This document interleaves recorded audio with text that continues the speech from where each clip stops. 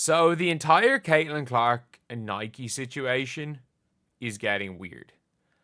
I think that's the only word I can really use to describe it, because I don't have a clue what's happening. None of us have a clue what's happening.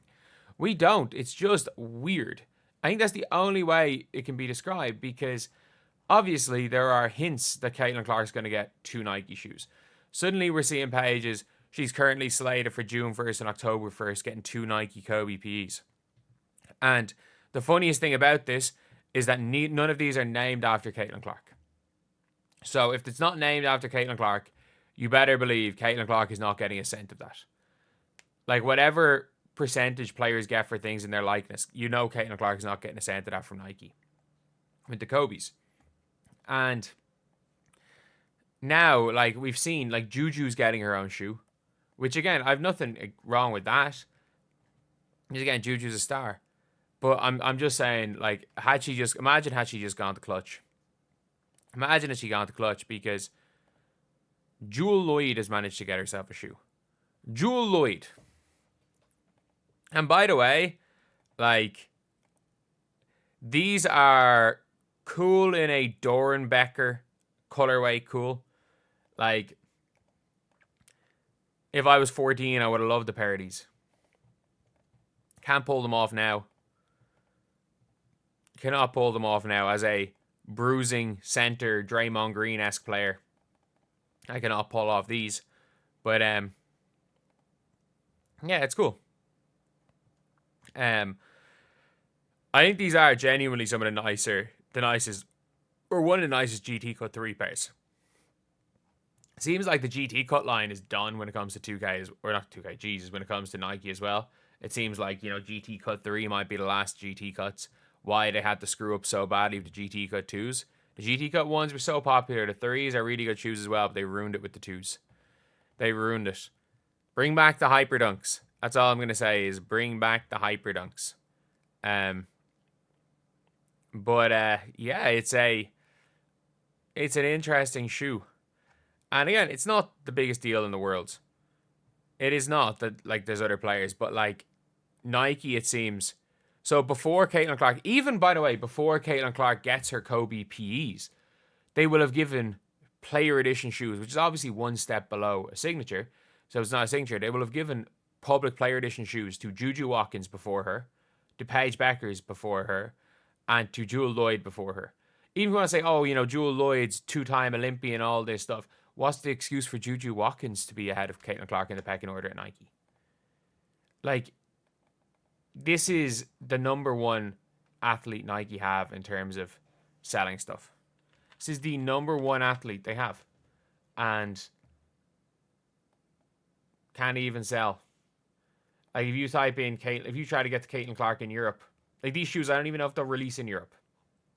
That's the crazy thing.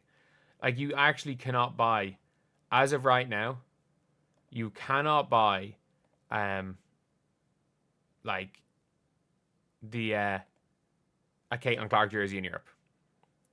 Like, you have to go to the gate of DH if you want a Caitlin Clark jersey in Europe, which is mad. Which is absolutely mad. Like, that you can't buy an actual Caitlin Clark jersey in Europe.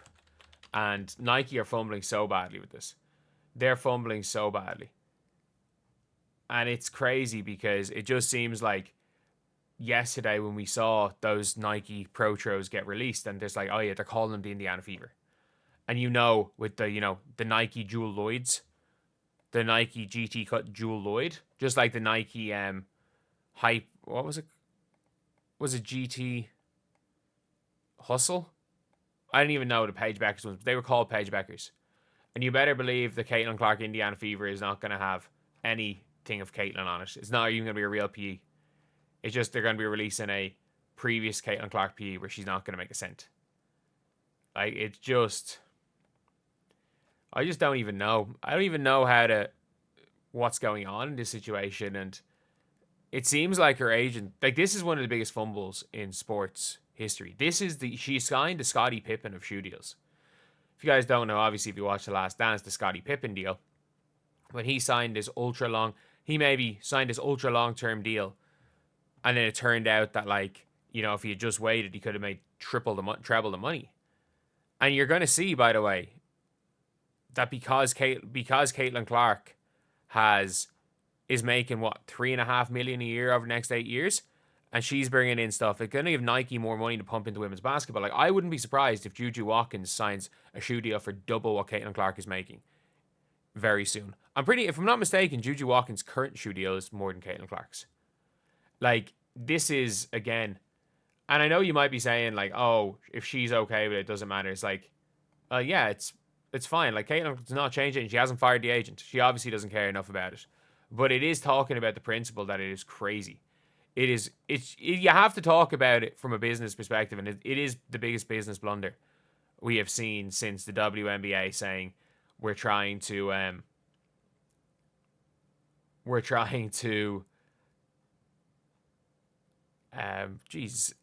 build around Caitlin Clark.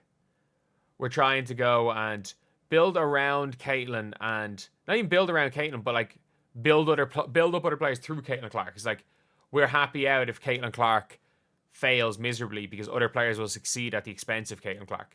Sorry, not a build around, build at the expense of Caitlin Clark, which is what the WNBA tried to do last year. And even that was less of a dumb business move than what happened with Caitlin Clark and Nike. But yeah, it's just crazy. Like, you really would hope that something's going to come soon. The Kobe P's would be cool. But again, we can't forget the last time they announced the Kobe P's got leaked on all the shoe sites, it then got announced that they were being completely cancelled. Like, they were meant to have already been out. This was months ago, and then it was announced that Nike suddenly cancelled the shoe. But obviously, they were in production. So I don't know. Either way, it's just a weird scenario all around. It's so odd. And this whole Nike thing, it literally looks like Nike are just like, you know what? It's good that we have Caitlin Clark on our roster so that nobody else has Caitlin Clark on their roster. What do you want to do with Caitlin Clark? I don't know. That genuinely seems like it is. I don't know. Because people are like, oh, no other companies offered signature shoes. Under Armour did straight away. And the Under Armour deal would have been the better deal. But again, she wears Nikes. And maybe for her, being able to wear Nikes is more important than the extra tens of millions of dollars. But what Nike have done in this one is just, it's odd. And I don't think we've seen a bigger fumbling of this. And again, a year ago, it would have been understandable if, they're pushing other players, or not even if they're pushing their players, when they all wanted her to stay in college, and it made sense. But now that she's exceeded expectations in the WNBA, she still is behind Jewel Lloyd and Juju in the pecking order. How did she get behind Juju Watkins in the pecking order? Can somebody explain how she got behind Juju Watkins in the pecking order? And again, I understand Juju Watkins is an elite college player. I understand that. But how? If it's all about seniority, how does she somehow have less seniority than Juju? It doesn't make sense. How did she get behind Paige Beckers in the pecking order? And how is it that Jewel Lloyd suddenly got moved in front of her in the pecking order? This is the least efficient player in the WNBA. She shot 30% from the field last year. Anyway, yeah. That's the video. I'll see you guys.